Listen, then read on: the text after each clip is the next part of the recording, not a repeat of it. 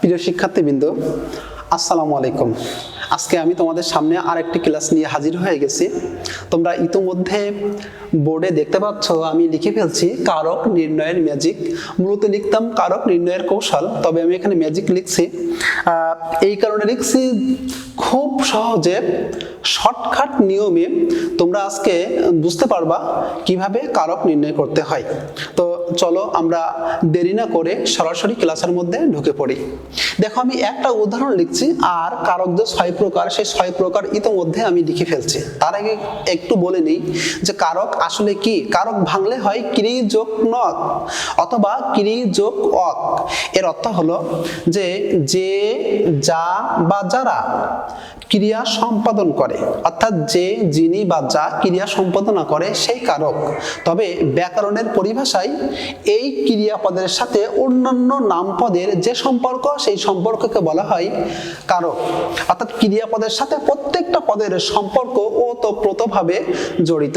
দেখো, আমি যদি বলি কে খায় গরু, কোথায় খায় মাঠে, কি খায় ঘাস, অর্থাৎ কে কি কোথায় এইগুলো দ্বারা যখন প্রশ্ন করছি তখন একটা নামপদ বের হচ্ছে, আর এই নামপদের সাথে এই ক্রিয়াপদের যে সম্পর্ক সেটাই মূলত কারক। আশা করছি কারক সম্পর্কে, মানে কারকের প্রাথমিক আলোচনা সম্পর্কে তোমরা মোটামুটি ধারণা নিতে পেরেছো।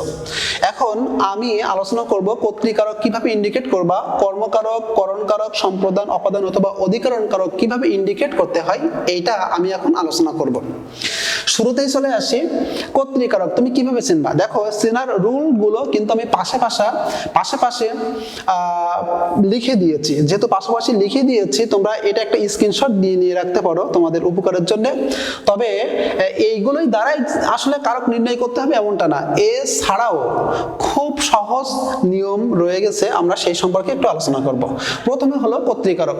এই কে কারা কার মুখস্থ করার দরকার নেই, তুমি শুধু এতটুকু মনে রাখো যিনি কাজ করবেন তিনি কর্তৃকারক।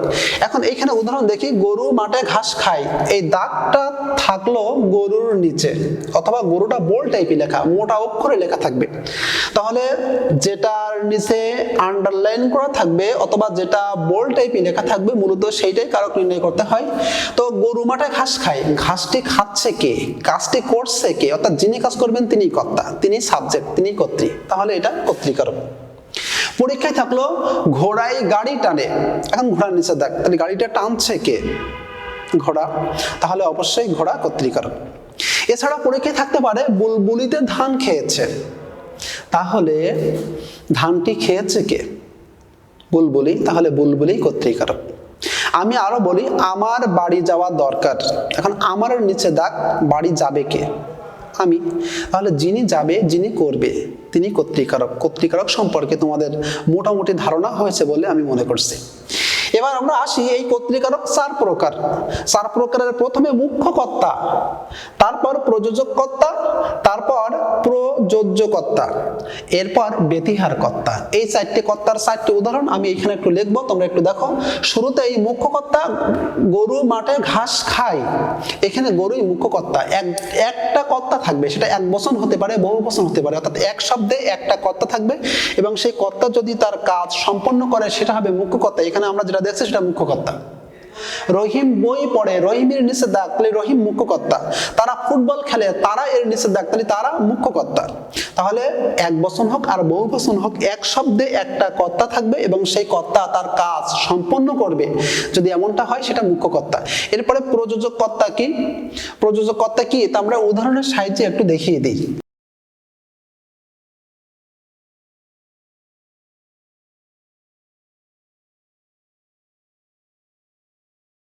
দেখো, আমরা লিখছি মা শিশুকে চাঁদ দেখাচ্ছে।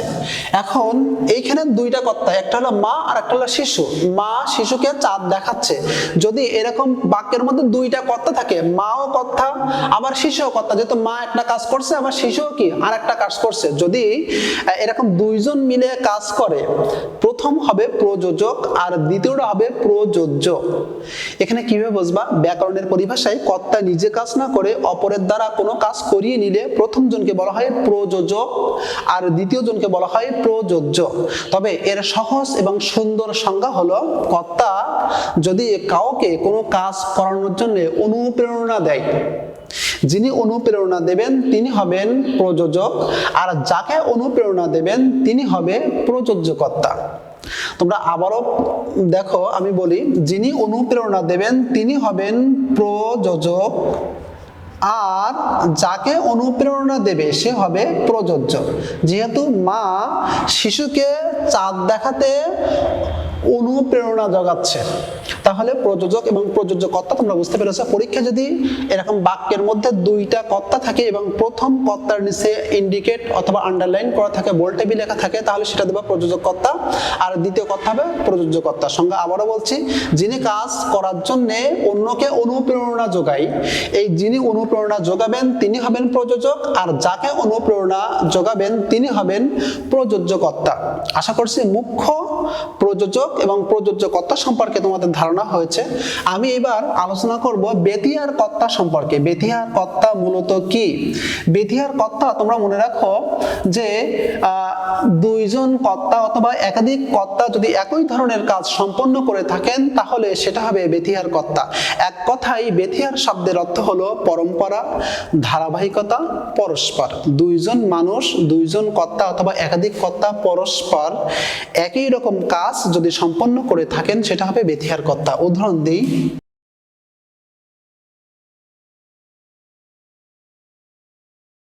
দেখো আমি লিখেছি রাজাই রাজাই লড়াই চলছে, আর এর নিচে দেখ দুইজন রাজা একই কাজ করছে, লড়াই কাজ।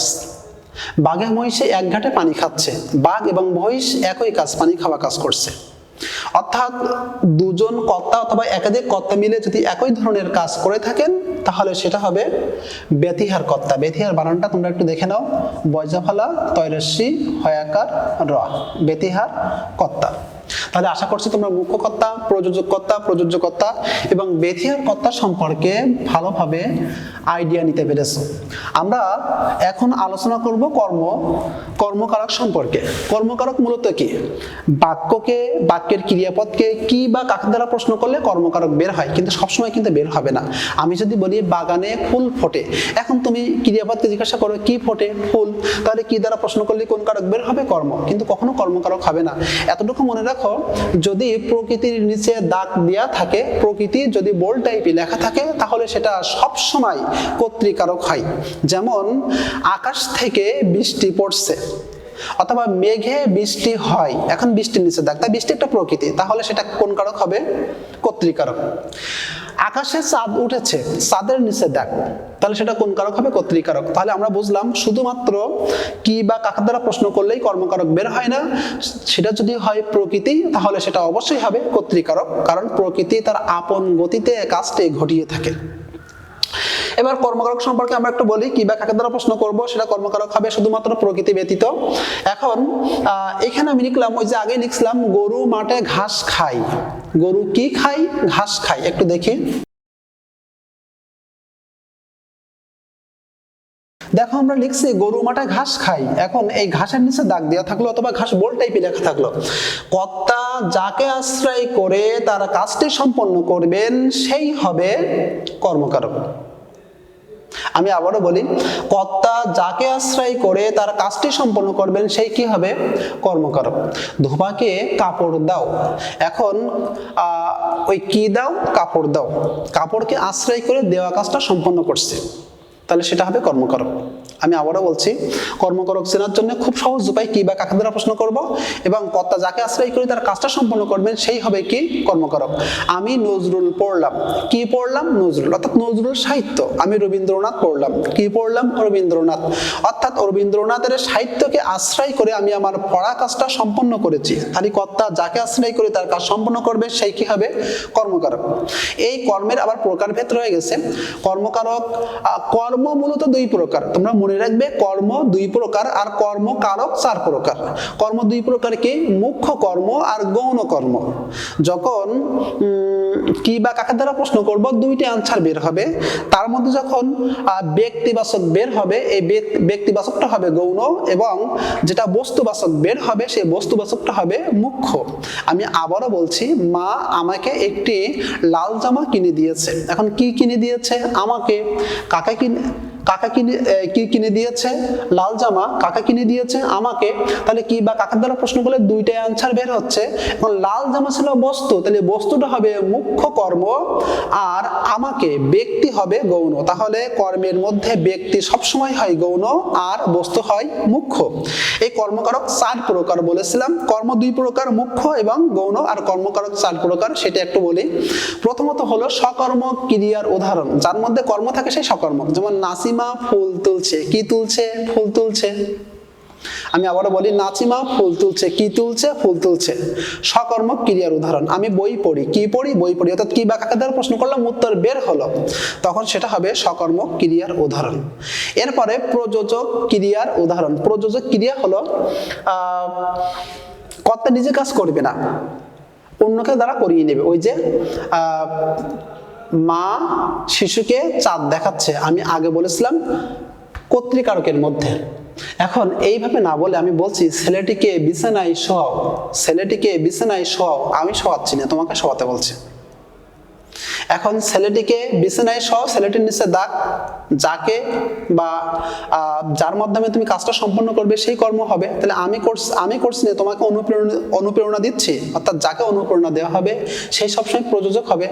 আর ছেলেটির মাধ্যমে যে তুমি শোয়ানো কাজটা শেষ করছো, তাহলে যার মাধ্যমে কাজ শেষ করব সেইটাই হবে কর্মকারক। তাহলে এখানে ছেলেটি হবে প্রযোজক কর্মের উদাহরণ। এরপরে আমি যদি বলি যে আমি এক ঘুম ঘুমিয়েছি, যে বাক্যের কর্ম এবং ক্রিয়াপদ একই শব্দ থেকে উৎপন্ন হবে, সেটা হবে সমধাতুজ কর্ম। দেখো, আমি এক ঘুম ঘুমিয়েছি। কি ঘুমিয়েছি? ঘুম। তা ঘুম আর ঘুমিয়েছি একই শব্দ, পাশাপাশি কর্ম এবং ক্রিয়াপদ। যে বাক্যের মধ্যে শেষে পাশাপাশি একই রকম দুইটা শব্দ থাকবে, সেটাকে আমরা বলবো সমধাতুজ কর্মের উদাহরণ। এরপরে আমরা কর্মকারকের সবশেষটা বলি উদ্দেশ্য এবং বিধেয় কর্ম। উদ্দেশ্য আর বিধেয় কর্ম কি?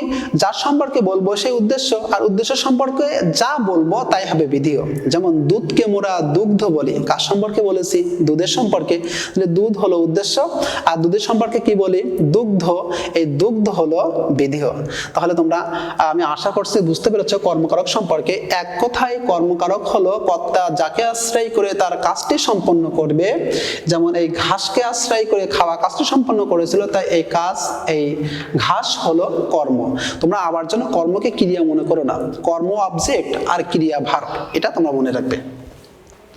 এরপরে আমরা করণকারকের মধ্যে চলে যাই। করণকারক কি? করণ শব্দের অর্থ হলো যন্ত্র, সহায়ক, উপায়।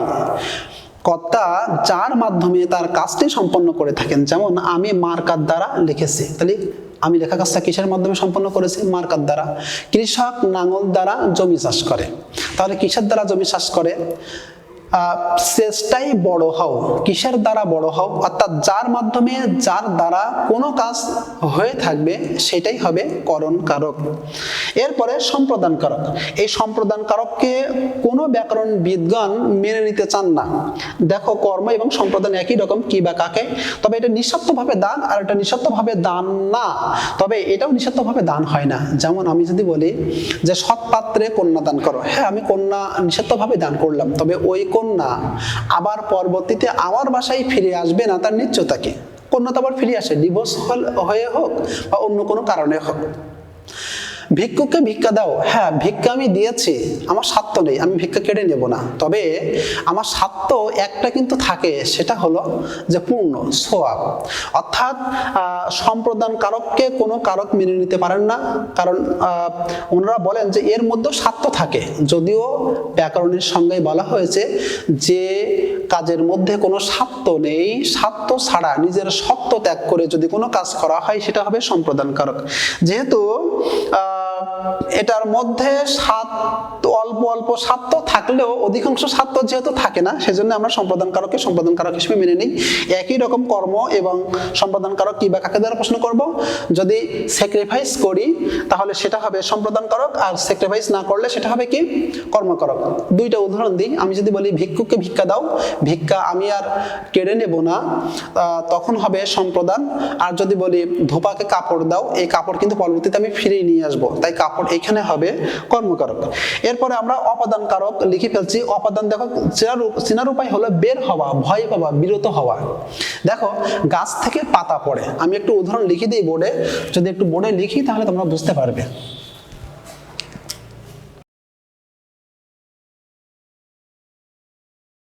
দেখো আমি লিখেছি গাছ থেকে পাতা পড়ে, ভালো করে দেখো, গাছ থেকে পাতা পড়ে। এখন এই গাছের নিচে দেখ, এই গাছের নিচে দেখ কোন কারকে কোন বিভক্তি হবে। এক কথায় যেটা থেকে বের হবে, যেটা থেকে বের হবে, পাতা পড়ে যাচ্ছে অর্থাৎ পাতা বের হচ্ছে গাছ থেকে, যেটা থেকে বের হবে সেটাই অপাদান কারক। খেজুর রসে গুড় হয়, খেজুর রসের নিচে দেখ, এখন খেজুর রস থেকে গুড় বের হচ্ছে। দুধ থেকে দই হয়, দুধ থেকে দই বের হচ্ছে। আকাশ থেকে বৃষ্টি পড়ে, অর্থাৎ আকাশের নিচে দেখ, তাহলে আকাশ থেকে বৃষ্টি বের হচ্ছে। তাহলে তোমরা এক কথায় মনে রাখবা, যার থেকে বের হবে সেটাই কি হবে, অপাদান কারক। এরপরে ভয় পাবা, বাবাকে বড্ড ভয় পাই, যেখানে বাঘের ভয় সেখানে রাত হয়। এখানে এরকম যদি বাক্যের মধ্যে ভয়ের উল্লেখ থাকে তাহলে সেটা হবে অবশ্যই কি, অপাদান কারক। এছাড়াও বিরত, যেমন পাপ থেকে বিরত হও, মূলত পাপ থেকে বের হও। এছাড়া আর একটা হয় শুরু, যেমন সোমবার থেকে পরীক্ষা শুরু, বাক্যের মধ্যে শুরু, ভয়, বিরত, অথবা যদি বের হওয়া বোঝায় কোনো কিছু থেকে বের হচ্ছে তাহলে সেটা হবে অপাদান কারক। যেমন দেশ থেকে পঙ্গপাল চলে গেছে, এখন দেশের নিচে দাগ, তাহলে পঙ্গপাল বের হয়ে গেছে কোথা থেকে, দেশ থেকে, অর্থাৎ যেটা থেকে বের হয়ে যাবে এক কথায় সেটাই কি হবে, অপাদান কারক। তোমরা তোমাদের পাঠ্যপুস্তক মিলিয়ে নিও। এরপরে আমরা চলে যাই অধিকরণ কারক। অধিকরণ কারক চেনার উপায়ে আমি লিখেছিলাম জমা থাকা আর কখন কোথায়। দেখো বের হলে অপাদান আর জমা থাকলে কি, অধিকরণ কারক। এতটুকু তোমরা মনে রাখো। আমি দুইটা উদাহরণ দেবো এখানে, সেই দুইটা উদাহরণ তোমাদের সহজ হবে। আমি যদি লিখি তিলে তৈল হয় আর তিলে তৈল আছে, একটু দেখো, আমি এইটা লিখলাম তিলে তৈল হয়, এইটার নিচে দাগ, তখন তোমরা কোন কারকে কোন বিভক্তি দেবা। তিলে তৈল হয় মানে কি, তিল থেকে তেল বের হয়। যদি বের হয় এই কথাটা বোঝাই তাহলে হবে অপাদান কারক। আর এইখানে যদি থাকতো তিলে তৈল আছে, অর্থাৎ তিলের মধ্যে তেল আছে, বের হয়নি, জমা আছে। যদি জমা থাকে তাহলে হবে অধিকরণ কারক। এখানে থাকলে, এখানে যদি থাকতো তিলে তৈল আছে তাহলে কোন কারক হতো, অবশ্যই অধিকরণ কারক। এই জন্যই হতো কারণ তিলের মধ্যে তেল জমা আছে। আর এটা লিখছি তিলে তৈল হয় অর্থাৎ তিল থেকে তেল বের হয়, তাহলে বের হলেই কি হবে, বের হলেই হবে অপাদান, আর জমা থাকলে হবে অধিকরণ কারক। অথবা ক্রিয়াপদকে আমরা কখন আর কোথায় দ্বারা প্রশ্ন করব, স্থান আর সময় বোঝালে অবশ্যই কি হবে, অধিকরণ কারক হবে। যেমন আমি যদি লিখি বনে বাঘ থাকে, তাহলে বনের নিচে দাগ, তাহলে বন কোন কারক, এটা স্থান বোঝাচ্ছে, তাহলে সেটা হবে অধিকরণ কারক। এরপর যদি বলি প্রভাতে খেলতে যাব, প্রভাতের নিচে দাগ, কখন খেলতে যাব, প্রভাতে। বিকালে খেলতে যাব, কখন খেলতে যাব, বিকালে, অর্থাৎ সময়। তাহলে কখন এবং কোথায় দ্বারা প্রশ্ন করলে, কখন কোথায় দ্বারা প্রশ্ন করলে অবশ্যই স্থান আর সময় বোঝাই। তাহলে আমি আবারও বলি তিলে তৈল হয় অর্থাৎ তিলের মধ্যে, তিল থেকে তেল বের হয়, যখন বের হবে তখন তা হবে অপাদান কারক। আর যদি পরীক্ষায় থাকে তিলে তৈল আছে অর্থাৎ তিলের মধ্যে তেল জমা আছে, বের হয়নি, যখন আছে থাকবে অর্থাৎ জমা আছে বোঝাবে, বের হচ্ছে না, তখন তো হবে অধিকরণ কারক। আশা করছি অপাদান এবং অধিকরণ সম্পর্কে তোমরা বুঝতে পেরেছো। এখন আমরা অধিকরণ কারকের একটু ভিতরে চলে যাই। অধিকরণ কারক তিন প্রকার। আধার অধিকরণ, আধার বলতে স্থান বোঝাবে। তারপর সময় অধিকরণ, সময় বলতে কালকে বোঝাবে। আর মানে কাল অধিকরণ সময় একই জিনিস। আর ভাব অধিকরণ অর্থাৎ কাজকে বোঝাবে। তাহলে অধিকরণ কারক তিন প্রকার। প্রথমে হবে আধার অধিকরণ, বনে বাঘ থাকে, এই বন দ্বারা আধার অর্থাৎ স্থানকে বোঝাচ্ছে, স্থান বোঝালেই আধার অধিকরণ হয়। প্রভাতে খেলতে যাব, এখানে প্রভাত বলতে একটা সময় বোঝাচ্ছে অর্থাৎ কাল অধিকরণ হবে, কাল মানে সময়। আর ভাব অধিকরণ তখন হবে যখন ওই শব্দ দ্বারা একটা কাজ বোঝাবে, যেমন সূর্য উদয়ে অন্ধকার দূরীভূত হয়, কান্নায় সব মন্দীভূত হয়। এই দুইটা উদাহরণ তোমরা মনে রাখো, পরীক্ষায় এই দুইটা উদাহরণের বাইরে কোনো উদাহরণ আসবে না। ভাব অধিকরণে কান্নায় সব মন্দীভূত হয় অর্থাৎ কান্না করলে শোক দুঃখ কষ্ট দূরে চলে যায়, আর কান্না করে একটা কাজ, যেহেতু কান্না শব্দ দ্বারা কাজ বোঝাচ্ছে তাই এটা ভাব অধিকরণ। ভাব অধিকরণ বলতে সবসময় কাজের ধরন বা কাজকে বুঝিয়ে থাকে। সূর্য উদয়ে অন্ধকার দূরীভূত হয়, সূর্য উদিত হলে অন্ধকার দূরে চলে যায়, সূর্য উদিত হবে একটা কাজকে বোঝাচ্ছে। আর ভাব অধিকরণে যেহেতু শেষে সপ্তমী বিভক্তি হচ্ছে তাই ভাবে সবসময় সপ্তমী বিভক্তি হয়, অন্য কোনো বিভক্তি হবে না। তোমরা আর একটা মনে রাখো, আধার অধিকরণ তিন প্রকার।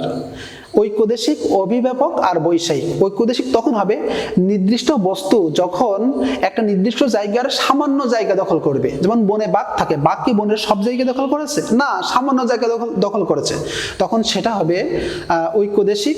আর যদি বলি নদীতে পানি আছে, পানি কি নদীর অল্প জায়গা দখল করেছে? কখনোই না, নদীর সম্পূর্ণ জায়গা দখল করেছে। অর্থাৎ উদ্দিষ্ট বস্তু যদি সম্পূর্ণ জায়গা দখল করে তখন তা হবে অভিব্যাপক। আর যদি বাক্যের মধ্যে কোনো বিষয় উল্লেখ থাকে, যেমন আমি বাংলায় ভালো, সে ইংরেজিতে ভালো, সে অঙ্কে ভালো, অর্থাৎ এই অঙ্ক বাংলা যদি এমনটা থাকে পরীক্ষায় বিষয় উল্লেখ থাকে, তখন হবে বৈষয়িক অধিকরণ। আর বৈষয়িক অধিকরণ এটা ছাড়াও আর একটা জিনিস বোঝাবে, সেটা হলো যুদ্ধ বিগ্রহ। যেমন আমি যুদ্ধে যাব, সে যুদ্ধে যাচ্ছে, তাহলে যুদ্ধ বিগ্রহ বিষয় সম্পর্কে উল্লেখ থাকলে তা হবে বৈষয়িক অধিকরণ। আশা করছি তোমরা বুঝতে পারছো। দেখি আমি তোমাদেরকে এখন একটু যাচাই করি তোমরা কেমন মনোযোগী ছিলে আমার ক্লাসে। বলো তো, ডাক্তার ডাকো, কোন কারকে কোন বিভক্তি? ডাক্তারের নিচে ডাক। হ্যাঁ, কাকে ডাকো, কাকে দ্বারা প্রশ্ন করলে অবশ্যই কর্মকারক বের হয়। বলতো, গায়ে মানে না আপনি মোড়ল। হ্যাঁ, গায়ের নিচে ডাক। আর গা মানে লোকজন, গ্রামের লোকজন, তা গ্রামের লোকজন মানছে না, যে কাজ করবে অথবা করবে না সেই হবে কি? কর্তৃকারক। তারপরে তোমরা বলো তো, ফুলে ফুলে ঘর ভরে উঠেছে। হ্যাঁ, তোমরা বুঝতে পেরেছো, ফুলের দ্বারা ঘর ভরে উঠেছে, তাহলে সেটা হবে অধিকরণ কারক। এরপরে তোমরা বলো তো যে গুরুজনে করণতি, গুরুজনের নিচে দাগ, কোন কারকে কোন বিভক্তি? হ্যাঁ, গুরুজনকে আমরা সম্মান দেখাই নিষেধভাবে, আর যদি নিষেধভাবে কোনো কাজ হয় সেটা হবে সম্প্রদান কারক। আর অপাদান অধিকরণ কারক। আশা করছি তোমরা বুঝতে পারছো যে জমা থাকলে অধিকরণ আর বের হয়ে গেলে অবশ্যই অপাদান কারক। আজকের ক্লাসে পর্যন্তই, সকলকে ধন্যবাদ।